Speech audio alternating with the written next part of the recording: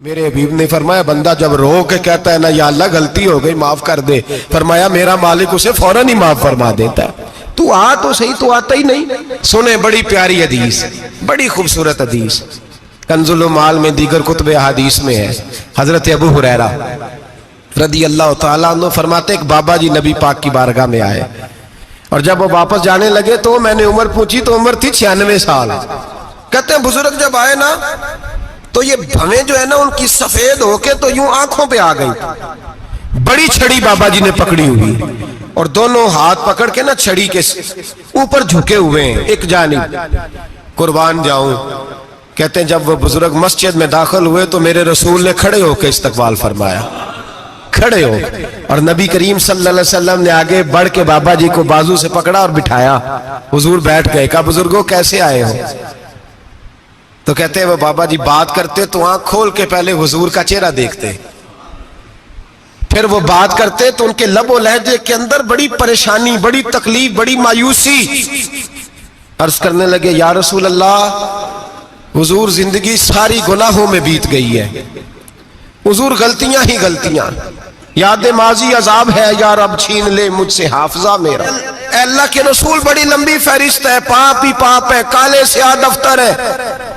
یا رسول اللہ صلی اللہ علیہ وسلم جب پلٹ کے دیکھتا ہوں حضور مجھے نیکی دکھائی نہیں دیتی۔ حضور اس عمر میں آپ کا ایک صحابی ملا ہے، اس نے بات سمجھائی ہے تو تھوڑا خیال آیا ہے، لیکن یا رسول اللہ صلی اللہ علیہ وسلم اب میرا وجود بیکار ہو گیا ہے، حضور بوڑھا ہو گیا ہوں۔ تین باتیں کہیں بزرگوں نے اور نرالی کہیں، کہنے لگے یا رسول اللہ صلی اللہ علیہ وسلم، حضور اب تو میری کمر بھی سیدھی نہیں ہوتی کہ میں نماز ہی صحیح ادا کر سکوں، بوڑھا ہو گیا ہوں۔ یا رسول اللہ صلی اللہ علیہ وسلم اب میرے اندر طاقت نہیں کہ میں محنت مزدوری کر کے صدقے اور خیرات دے سکوں۔ یا رسول اللہ صلی اللہ علیہ وسلم اب میں تلوار لے کے جہاد بھی نہیں کر سکتا، حضور نہ میں لمبی نمازیں پڑھ سکتا ہوں، آقا نہ میں صدقات و خیرات دے سکتا ہوں، محبوبہ نہ میں دین کے لیے کوئی جہاد کر سکتا ہوں، بیکار وجود ہے، بیکار بیکار وجود کو تو گھر والے برداشت نہیں کرتے، بچے دعا کرتے ہیں یا اللہ ابا جی کو پردہ دے دے، اماں کو پردہ دے دے، بیکار ہو گیا ہوں، اور آج آیا ہوں تو مجھ بیکار کو میرا رب قبول کر لے گا؟ آج کلمہ پڑھوں تو بیکار ہوں، کسی کام کا نہیں، نہ نماز نہ صدقات نہ جہاد، قبول کر لے گا؟ حضرت ابو ہریرہ فرماتے ہیں جیسے برسات میں بارش کی جھڑی لگتی ہے، یوں مصطفیٰ کی آنکھوں سے جھڑی لگ گئی، حضور کھل کے روئے، کھل کے۔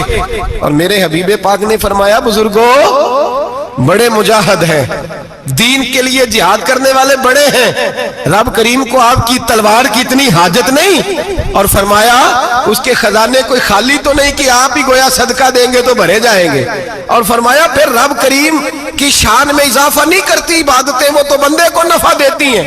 میں بزرگوں نہ آپ جہاد کریں نہ آپ صدقات دیں، لا لمبی نمازیں پڑھیں، آپ صدق دل سے آ جائیں، اللہ کے رسول کا وعدہ ہے رب آپ کو بغیر حساب کتاب جنت عطا فرما دے گا۔ آنا تو شرط ہے کہ نہیں؟ آئیں تو صحیح، نہ پہنچے تو صحیح، آ جائیں، اس کو نہیں عادت صدقات و خیرات کی، جہاد کی، تبلیغ، آئے تو صحیح نا۔ تو آ ہی نہیں رہا، تو گھر میں بیٹھا ہوا ہے، تو سویا ہوا ہے، تو دکانداری کر رہا ہے، تو پیسے گن رہا ہے، تو آیا ہی نہیں، آ تو صحیح۔ بلکہ میرے نبی پاک فرماتے ہیں جب اللہ پاک کا بھاگا ہوا غلام آتا پھر تو اللہ زیادہ راضی ہوتا ہے، پھر تو اللہ زیادہ راضی ہوتا ہے، زیادہ راضی ہوتا ہے، تو آ تو صحیح، پہنچ تو صحیح۔ بلکہ صوفیاء تو اور بات کرتے ہیں، وہ کہتے ہیں تو کبھی بھول کے بھی رب رب کرے تو اللہ تو اسے بھی قبول کر لیتا ہے، بھول کے۔ ملا رومی کہتے ہیں بنی اسرائیل کا بندہ ہے، صنم پتھر کو کہتے ہیں، بت کو کہتے ہیں، بت کے سامنے کھڑا ہے اور ساری رات کہتا ہے یا صنم یا صنم یا صنم، اے پتھر اے بت، ساری رات پکارتا رہا، رات گہری ہو گئی، نیند کا غلبہ، تھک گیا، سونے کے قریب آیا تو غلطی سے منہ سے نکل گیا یا صمد، یا صنم کی جگہ نکل گیا۔ رب کریم نے فرمایا جبریل دوڑ کے جا، جو مانگتا ہے اسے دے دے۔ حضرت جبریل عرض کرتے ہیں مولا بھول کے تیرا نام لے رہا ہے، بھول کے لے رہا ہے، تو رب کریم نے فرمایا چل نام تو میرا ہی لے رہا ہے نا، میرا لے رہا ہے نا یا اللہ. وہ اللہ کریم نے فرمایا جھوٹے کے سامنے ساری رات کا کھڑا ہے, ساری رات کا پکار رہا ہے, اسے کچھ نہیں ملا تو سچے کا نام لیا ہے. اگر میں بھی کچھ نہ دوں اور بت میں اور مجھ میں فرق کیا رہ جائے گا؟ جا جو مانگتا ہے جھولی بھر کے دے, نام تو لیا ہے نا. او بھائی تو بہانا تو بنانا, وہ آ تو صحیح نا, تو یہاں آ جا, پہنچ جا, آ جا, بس بیٹھ جا, اس کی بارگاہ ناز میں حاضر تو ہونا. تجھے فرصت ہی نہیں.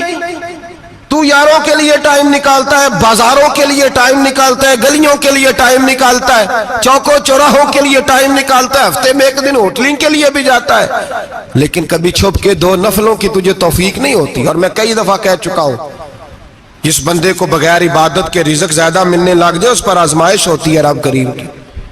اللہ فرماتا ہے اس کو پیسے دو, اسے آنے نہ دینا, اس کو چل پیسے دوڑ جا.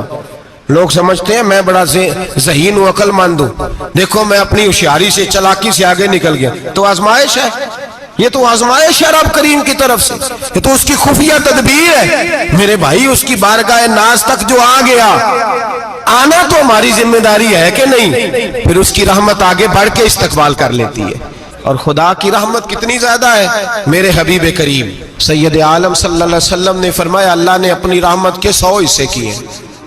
کتنے؟ حضور فرماتے ہیں 1 حصہ اللہ نے دنیا میں نازل کیا ہے. کتنا؟ 1 حصہ.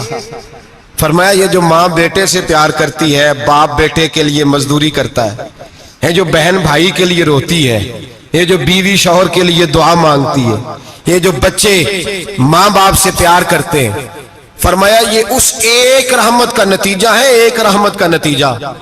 تو صحابہ کہنے لگے یا رسول اللہ وہ 99 کدھر ہیں؟ نبی پاک نے فرمایا رب کریم نے سنبھالی ہوئی ہے, قیامت کے دن تمہیں عطا فرمائے گا.